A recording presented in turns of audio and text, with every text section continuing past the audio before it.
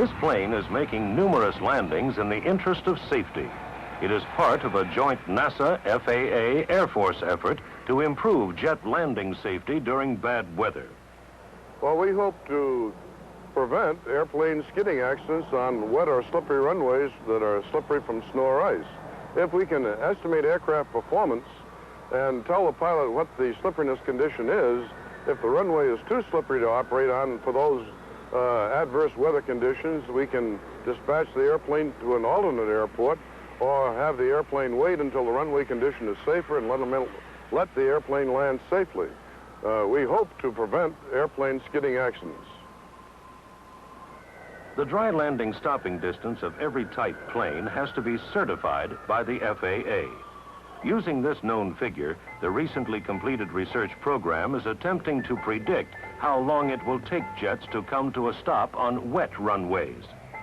Landing studies have been made at 6 airports around the country, from California to New York. Used in the test program is an automobile equipped with a diagonal braking system to help control it when the wheels are locked at high speed.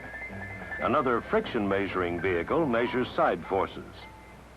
During a typical test, the car accelerates to 60 miles per hour, hits the brakes, locking a diagonal pair of wheels, and slides to a stop on the dry pavement. Then the vehicle that measures side forces travels down the runway. Finally, the 727 itself lands and brakes to a stop.